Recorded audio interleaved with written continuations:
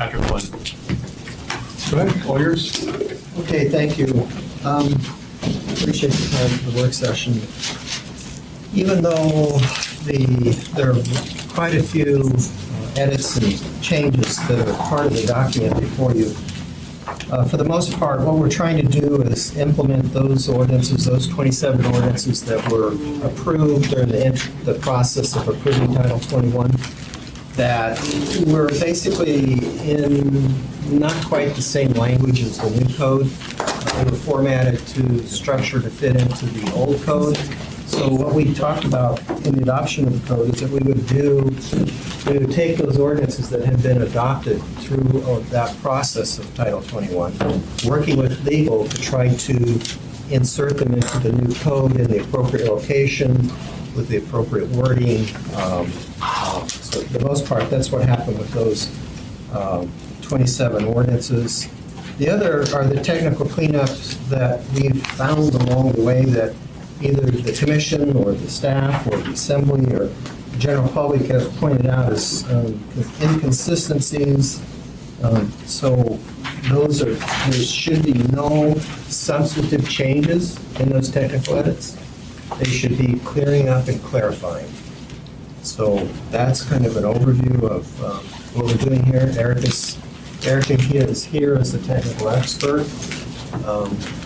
We'd be happy to answer any questions for you. And if I could just mention what I laid out on the table for all of you. Ms. Johnston had sent some questions ahead of time, and so I provided the responses that we provided to her, and she had particularly mentioned two particular sections, the high voltage tower section and the wind energy ordinances. These are at the bottom of her page 2, so I did provide both of those ordinances. They were put together, and then the last thing I provided to you was 2 illustrations out of 14 that did not print when copies were made for everybody. So those are new illustrations, so I wanted those to be available to you. They are meant on the computer, they're inserted in chapter 14, but they just didn't come out in the printed copy, so I need to work with IT to figure out why those didn't print. In the notebooks that had been provided to you in advance, in the front cover, you'll find a copy of Exhibit B, and this is the list of ordinances that Mr. Weaver discussed that we were going back in and inserting into code. So we did respond to Ms. Johnson's questions about certain provisions of the changes. So if there are other questions by other assembly people, we'd be more than happy to do that as well. Mr. Birch? Jennifer, I just got pinged on again about a cell tower. I know there's been kind of a proliferation of cell towers because I think Verizon's coming in. I always thought those guys could just keep stacking them up on the same tower, but apparently, I don't know, maybe it doesn't work or they want more. Have you had an opportunity in the interim period that we've kind of had an opportunity to kind of take a look at Title 21 and how it affects? Where are we at with cell towers? Is it? I have been requested to take a look at making some changes to that section, and that is something I am working on, but have not finalized it for this set of amendments. And there was discussion about potentially making them conditional uses in more situations, and in expanding the notice requirements to residents as well as property owners. And that particular amendment is an across-the-board change in here, but Don't misunderstand. I like cell towers. I mean, this gives us good cell coverage. Everybody wants it, but nobody wants a tower, in their backyard. Or some people want it. But we'll be working with the legal department because there is considerable protection for those facilities. I knew that with antennas. Great, thanks. Jennifer? And just to follow up to that, as far as what you're looking at, and the conditional use permit, because a number of these cell towers are on public facilities, public land, which changes the conversation. And are you addressing that also as far as, right now, the public process is? Well, Mr. Chairman, Ms. Johnson, it's basically the way that they're permitted in the code in the various zoning districts and the types of uses that are there. that's really a public policy decision that the Assembly may want to make with respect to the use of municipal properties with cell towers. That's, Ms. Gray Jackson. Thank you, Mr. Chairman. And if I may, to Ms. Johnson, you had quite a few questions, and I just want to make sure that they were answered sufficiently. If not, we can deal with them in this work session that are on the floor. Thank you, Mr. Chairman. Mr. Honor? Reference to language on WEX, page 19, it's kind of smacks of the, getting more than half your neighbors to say it's okay before you can put a speed hump in or slow traffic or something like that. Is this, if they don't, That was actually amended out in 2013, and I'm sorry I didn't provide that ordinance as well, but I do have a copy of it here. 2013-31 did amend out the requirement to get the approval of half your neighbors because the legal department recommended that as not a Yeah, I was gonna say, it seems process like- problem. we spent hours on that. yeah, I thought so. I just wasn't sure whether the clarification was good. And then I guess the only other thing is that, I guess for people who own multiple lots adjoining and they wanted to put two, one in the corner of each of the lots to kind of double down on their investment, and saying here that they're to be treated as one property because it's one per household kind of thing.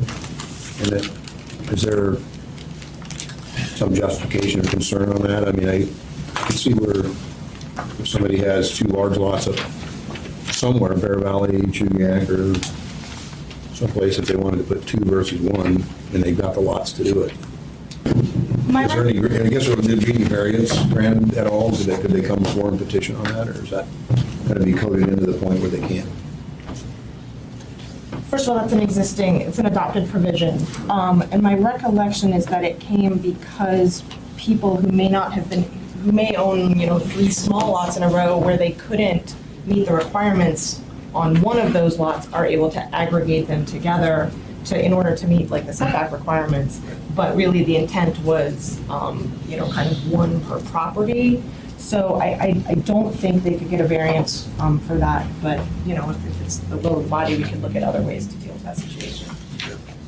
I just, kind of goes back to, they're getting better and better technology-wise, that you can get these little wind energy conversions and back them up with solar as well. And I could see a point where, particularly as energy costs increase, where people are going to want to look at those as options. And perhaps there might even be tax credits available to them to do it. So I don't envision there being a huge concern unless you've got like 3 properties and you want to put 3 on each opposite corner. If you've got two properties abutting each other and you want to put 2 right next to each other, as long as your space is available, I can't be You'll be surprised at the concerns. concerned with that. I do too. Are you done, Mr. Honor? Yes. Mr. Blasky? Thank you. I had sent some questions, but I didn't see a response, so I'll just ask them now. On page 536, when we start discussing social service facilities, I'm challenged by this because, first, what's the purpose of this classification? And can you explain to me the need versus other office types? I've not seen a definition for social service facilities before, so can you help educate me a little? Sure. This amendment comes directly out of an ordinance that was passed in 2009. It's 2009-22. And the current, or the code before that ordinance passed had 2 other uses, one called a computer-aided learning center and one called a family self-sufficiency service. And it was kind of found that these 2 uses were very similar in nature but also weren't accommodating other types of social service facilities that kind of there really was no place for them in the code. So AO 2009-22 deleted computer-aided learning center and family self-sufficiency service as uses and replaced them with this use called social service facility, which was meant to be a little bit broader than the limited nature of those 2 uses. And I'd be happy to send you a copy of this I ordinance. would love that. Thank you. My second question goes to talk about airports. It's 24. And my understanding from talking with Ms. Oceander is the Title 21 committee had specifically left this out initially. Can you explain to me why it's put back in? And Sorry. if you see that, I thought airports were federally regulated, so is this a little in state? Is this redundant? I mean, why are we putting this back in? I don't understand. This was actually moved from chapter 4, page 4-24. We do currently have height limitations that kind of go up in like a bowl shape around runways that, as planes take off, they get higher and higher, and so the height limit can go out. And those are set by the FAA, but we enforce those through our zoning code. In the rewrite of the code, we had turned them into an overlay zoning district. But in our ramp up for the enforcement of this, we realized that this kind of created a problem with the authority, because the airport height zones are set by the FAA, but rezoning power resides with the assembly. And so we were creating this thing where we were asking the assembly to approve something that's really approved by the FAA, and this isn't. So we just kind of moved it to the way we deal with it in current code, which is that they exist as limitations within our zoning code, but they're not overlay districts. A comparable overlay district, the Eagle River Downtown overlay, that's a true overlay district. The assembly has power and authority over what that overlay district says. This shouldn't be a district, it should just be regulations that we enforce through zoning. So we moved it from chapter 4 into chapter 6 in our discussion of height limitations. Okay, will this affect the Birchwood Airport? It's no change from existing code, but yes, it does affect the Birchwood Airport. No two-story hangars built. Okay. And I apologize for not, I didn't get any comment or questions from you, so I apologize for not. That's all right, I don't have very many. So. My next one is 1120.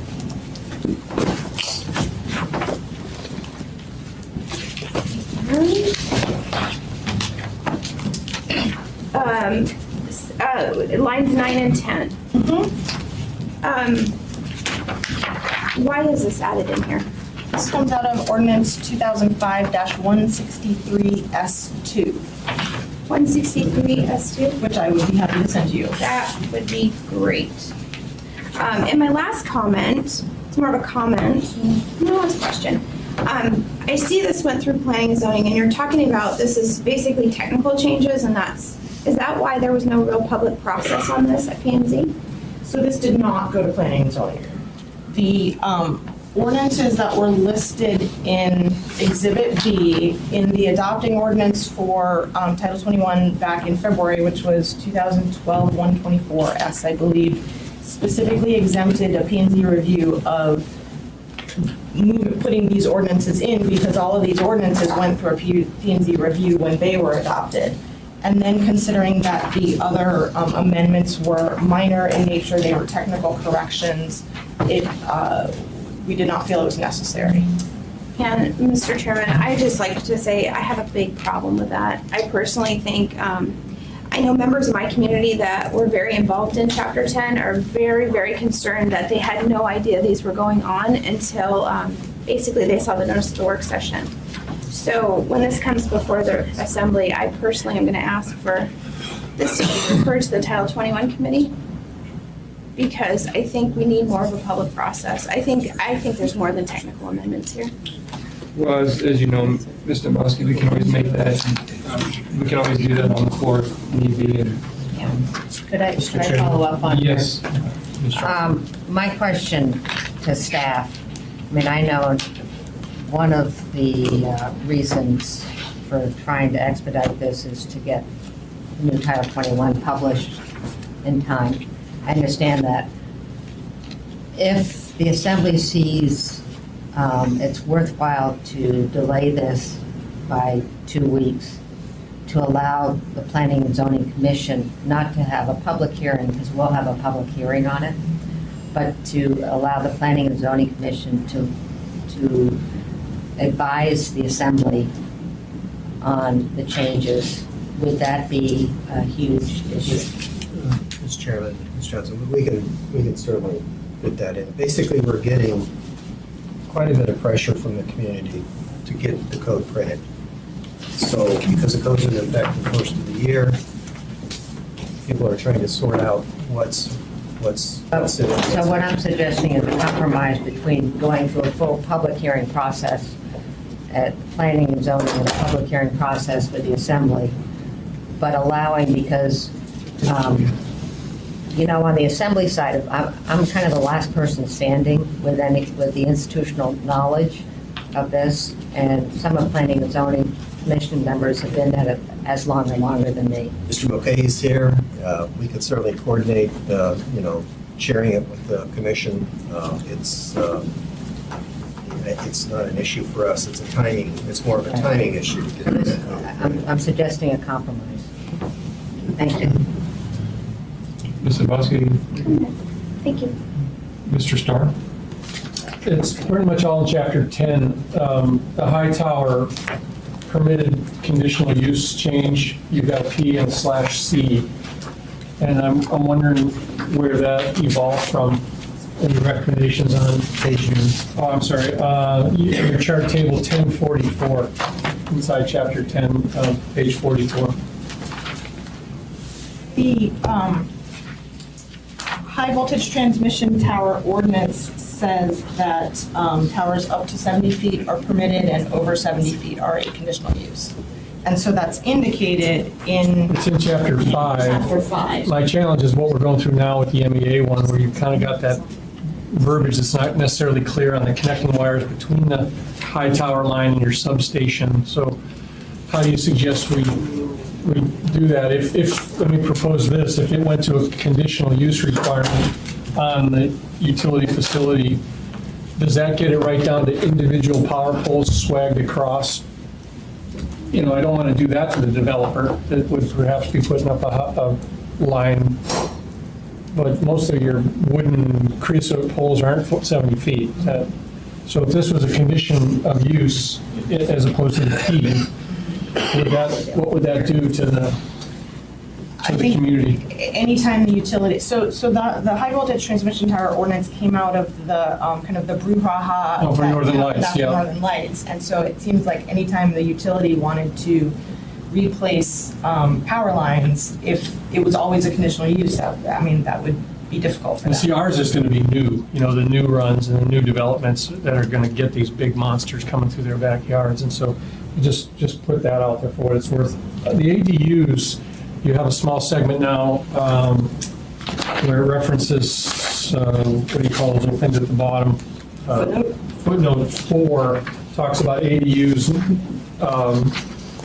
And it's on page 1058. Your footnote number 4, accessory dwelling units in C1 and C1A are limited to attached ADUs only. Is that what the committee came out with? You may recall that Ms. Osiander did a floor amendment about adding. I don't remember, Well, but- she did a floor amendment and she added CER1 and CER1A to the footnote that says that exact thing in chapter 5. And since it's dealing with GIB or zoning districts, the appropriate location was in chapter 10. So we deleted it from page 5-107 and added it into chapter 10. So mathematically, Erica, the definition in chapter 5, without going to it, talks about floor area ratio, or the ADU can't be higher or bigger or higher than your primary deal. So when would we ever have a situation where somebody could do that on a single-family lot? Meaning, where would you have outstanding? You just don't want people to live in sheds, is kind of where we're trying to... The adopted language said that in the R1 and R1A, and thus the CER and CER1A, that you couldn't have an ADU in like a detached garage or a detached building. You couldn't have two separate structures with two units in. Is that, I'm looking past you now, is that right? Did Ms. Osiander talk to you about the ADU requirement being attached in single-family R1? We had quite a bit of discussion about it, and it was kind of left towards I know, unresolved. Okay. Because there was a lot of, I'll do more history rather than Mr. bore them. Chair, we spent a lot of time on I this. just need to know if it gets to print, I don't want to have this, and I'm going to bring up chickens as well now. Mr. Schreiber, if you look at page 5-107. I did kind of, and it still has a conflicted definition to me, if that's where you're sending me, is the definitions of an ADU, is that what you're? No, it's the accessory use table in chapter 5. So it's just explaining that we just moved it. We didn't change it. Just to include the ADU designation in chapter 10's table, is that what you're talking about? That specific provisions relating to Chugach Eagle River districts that had been amended into chapter 5, Yes. we moved to the Chugach Eagle River chapter. All right, what about the chicken footnote then, that goes to your number 2, outside keeping of animals restricted to something, let me go back to it. Mr. Training on this one. I lost that battle with Debbie, but I'm more than happy to do it again. Well, I have no place. You have a footnote number 2 that's new, and sorry guys, it's a little bit On complicated here. page 1058, Okay, I'll go is there. that where, I'm sorry, I don't know which footnote you're discussing. Outdoor keeping of animals, yeah. In that footnote number 5, That was just a renumbering of the footnote to make them go in order in which they occur in the table. okay, but that's in it's in the R3, but the outdoor, that doesn't preclude the outdoor keeping of animals